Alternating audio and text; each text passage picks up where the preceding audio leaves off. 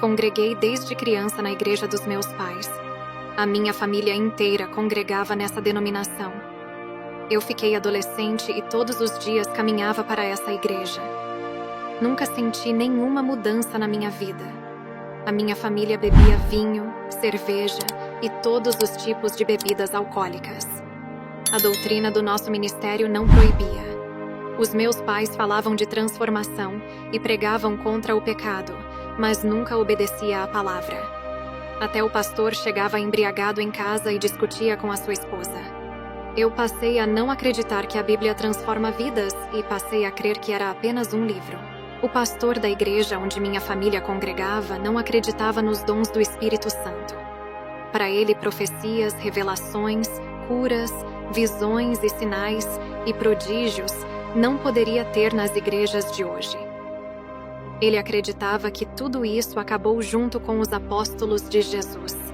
Eu parei de ir à igreja e passei a frequentar casas de danças e bebidas, onde aprendi a usar cigarros e a beber. Conheci um rapaz chamado Auguste e começamos a namorar. Fomos morar juntos.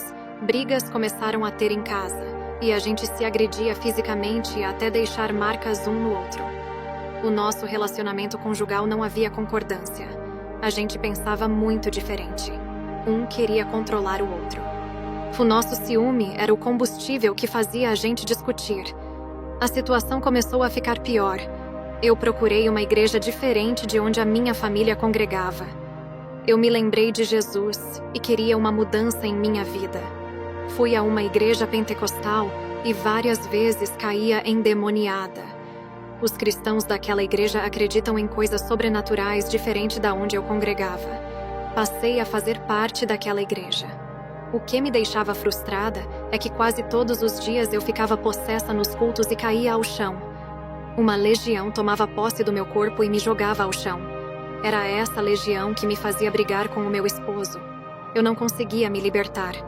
Estava indo à igreja, mas depois andava para os bares. Tentei várias vezes enganar o meu pastor dizendo que fui liberta. E quando frequentava o culto, caía ao chão possessa.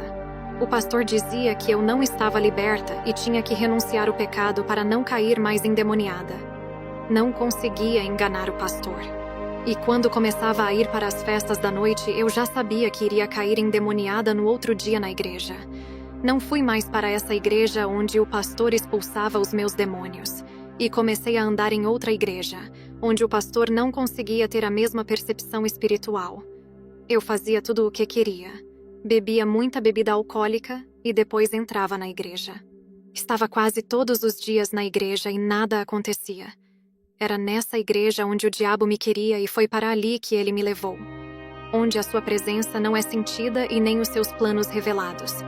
Ali ele não podia se manifestar em mim trazendo uma falsa aparência de libertação. Esse pastor que não tem o discernimento me ungiu para ser uma evangelista por eu estar indo todos os dias para a sua igreja. Passei a ser um membro daquela igreja com uma conversão falsa. Eu não queria renunciar o mundo e servia na igreja e os prazeres. O pastor cego não enxergava o demônio da sensualidade e sedução que habitava em mim. O pastor me deixava ministrar na igreja mesmo estando amasiada. Eu casei, mas não foi oficial nos papéis. Apenas fui morar junta. Quando eu chegava em casa, as brigas e discussões com o meu esposo aconteciam. As nossas brigas pareciam uma luta de boxe. Chegamos a se enrolar no chão. Cheguei a quebrar o nariz do meu esposo. Ele se assustava com a minha força. Mesmo sendo um homem, não conseguia me segurar. Eu tinha uma legião de demônios que quebrava tudo.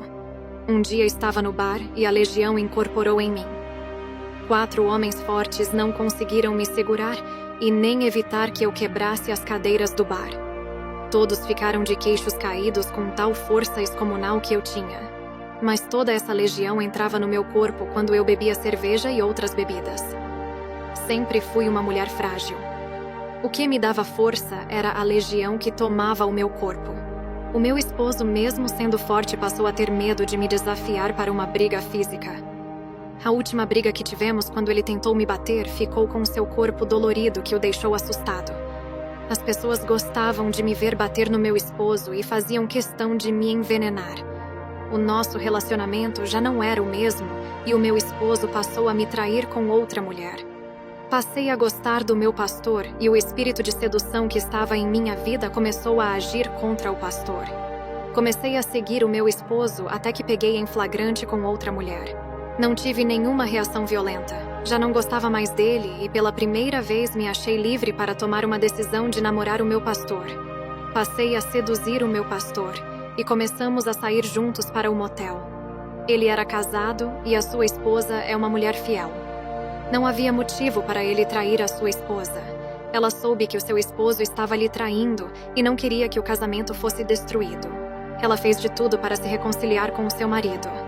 Ele, envergonhado pelo que fez, deixou a sua esposa e me chamou para viajar com ele. Ele queria recomeçar uma vida em outro lugar para esconder os seus pecados. Mas de Deus ninguém pode se esconder e nem fugir. Eu destruí o seu casamento e o seu ministério de pastor. Os escândalos vieram aos ouvidos dos seus membros antes dele ir embora, e isso causou uma grande revolta na igreja. Eu tive que sair da sua igreja para não ser agredida pelos membros. O meu pastor queria que eu deixasse o meu esposo e fosse embora com ele. Mesmo gostando dele, não tive coragem de ir. O meu esposo tinha visitado uma igreja e se converteu. Ele chorou muito e estava arrependido de ter me traído.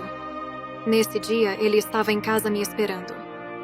Ele estranhou quando cheguei em casa, e mesmo sabendo que me traiu, a minha reação calma, de não querer agredi-lo, chamou a sua atenção.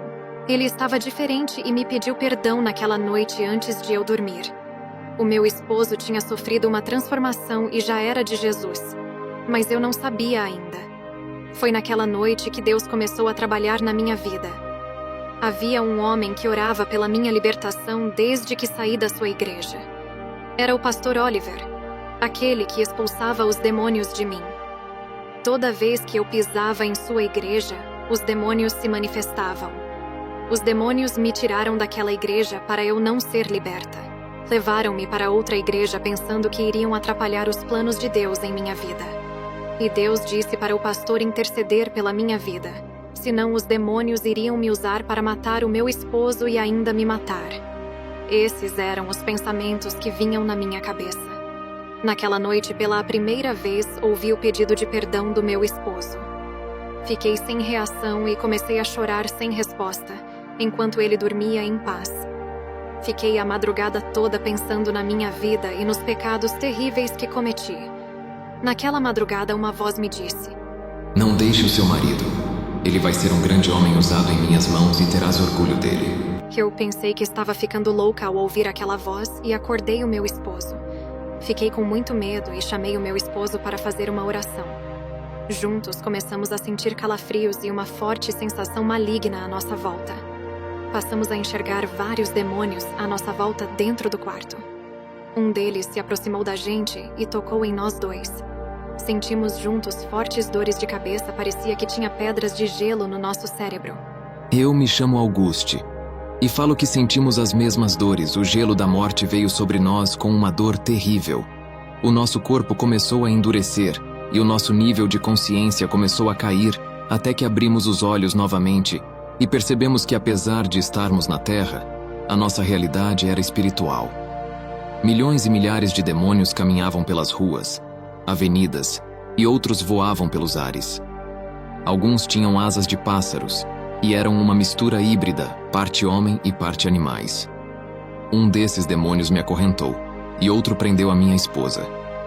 Eles arrastavam a gente como cachorros na corrente para um caminho que descia até embaixo. É uma estrada muito larga, decorada de flores e cheia de pedras preciosas. Aquelas flores estavam normais, mas quando eu passei por elas começaram a dar gargalhadas malignas. Eram demônios se disfarçando de flores.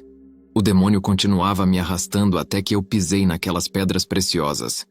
Elas se transformaram em serpentes e passei a levar várias picadas nas pernas.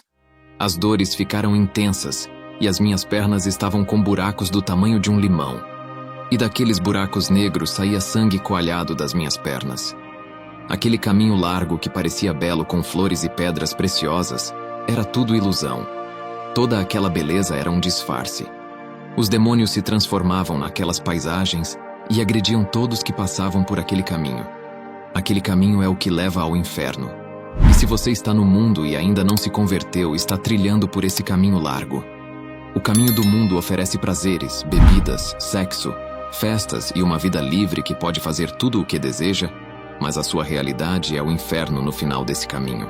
O caminho largo que trilhei antes de chegar ao inferno me ofereceu a mesma sensação de prazer e bem-estar, até que fui surpreendido pelas cobras que se disfarçaram de pedras preciosas. E se você continua no caminho do mundo, quando morrer irá trilhar por esse caminho, onde passei até chegar ao portão do inferno. Eu também vinha atrás do meu esposo, e sendo picada por cobras sofrendo as dores do veneno. As cobras só picavam as nossas pernas, porque a gente gostava de usar short. Elas só picavam onde tinha a nudez, aonde estava coberto de roupa não era picado. Eu percebi quando um rapaz que descia atrás de nós que também era picado, mas nas costas, peitos e barrigas, por gostar de andar sem camisa. O demônio que me levava disse: Todos os que usam shorts mostrando as pernas terão elas atormentadas por serpentes no inferno, independente de ser homem ou mulher. E quem gosta de ficar sem camisa terá o corpo atormentado pelas picadas. O short tem que ser usado por baixo de uma calça igual uma cueca. Não pode ser usado como roupa normal. Eu e o meu esposo descemos ao inferno e multidões de almas perdidas vinham na frente e outras atrás. Chegamos ao portão do inferno e todas as pessoas estavam acorrentadas. Lucas, capítulo 4, versículo 18. O Espírito do Senhor está sobre mim e me ungiu para anunciar as boas novas aos pobres. Enviou-me para proclamar libertação aos cativos e restauração da vista aos cegos, para pôr em liberdade os oprimidos. Jesus veio para libertar a sua vida do pecado e das prisões do diabo. Jesus ofereceu a sua libertação para todos saírem do cativeiro de Satanás. A maioria das pessoas escolhe serem prisioneiras do diabo. Toda aquela multidão morreu presa em seus pecados, prisioneiros dos prazeres carnais. Faziam as suas vontades malignas servindo os seus desejos carnais do mal. Aqueles que servem às suas carnes não estão servindo a si mesmo e sim Satanás. Quando chegamos ao portão negro, o cadeado se abriu e toda a multidão foi lançada nas trevas.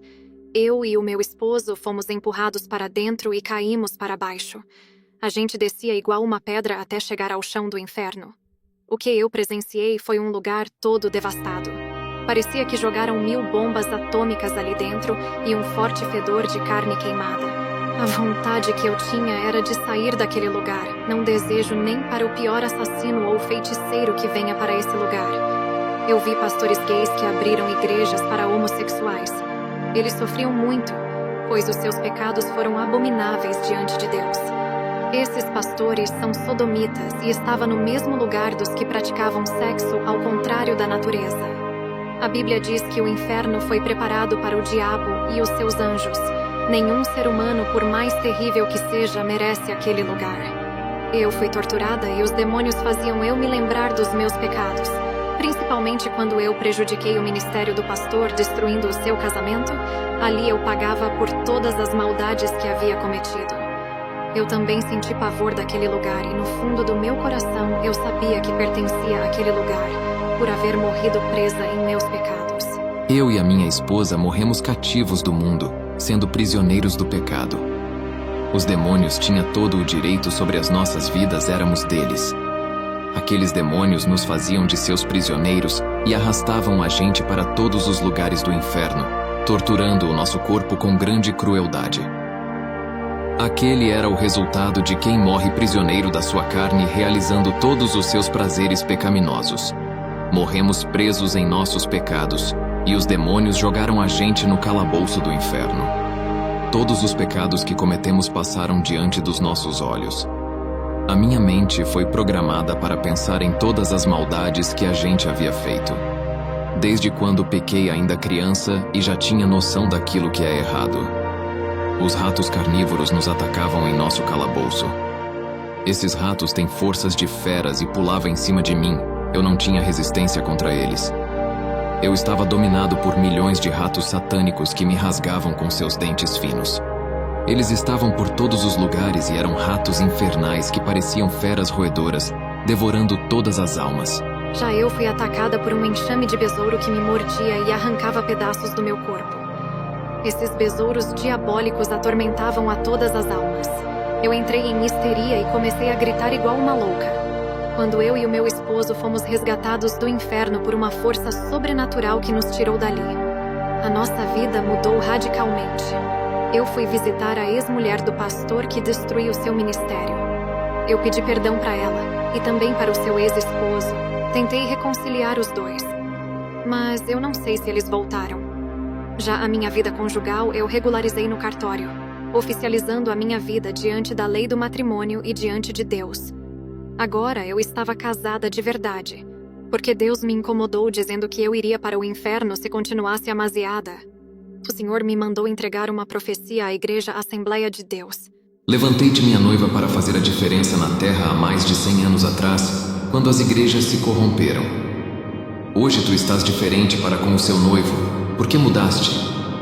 Que saudades daquele tempo quando oravas de coração a mim e seguia os meus estatutos. Bons tempos quando me amavas como uma verdadeira noiva, que anelava para com o seu noivo.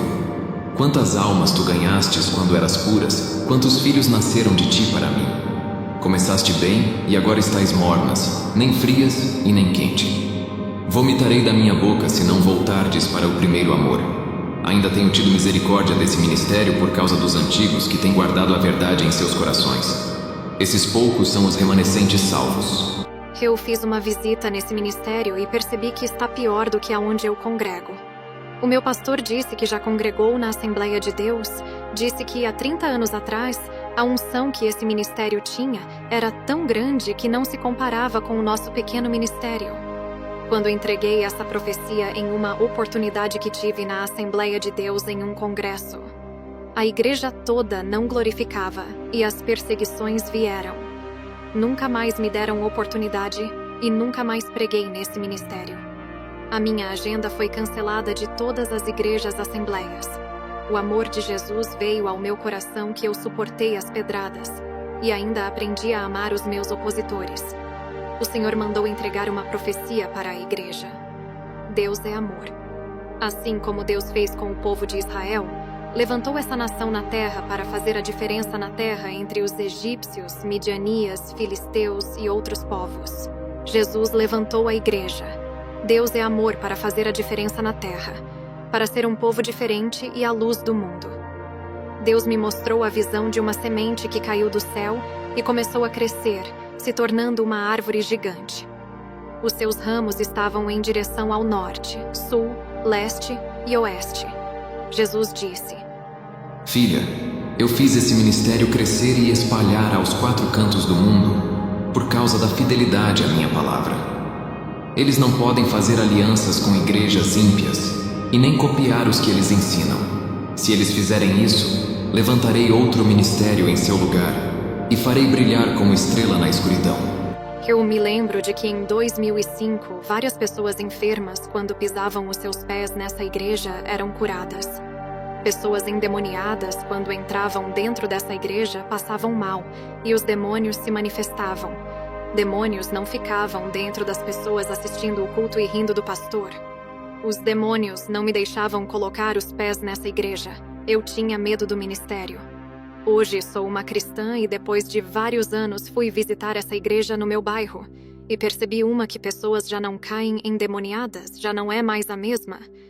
Curas e demônios caindo igual antigamente não se vê mais.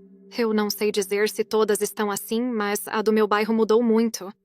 O que posso dizer é que muitas igrejas foram influenciadas a andarem na santidade por causa dessa igreja.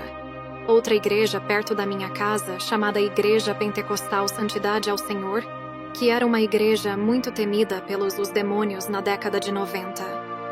Hoje está uma igreja fria espiritualmente que não ora mais e já não proíbe o pecado.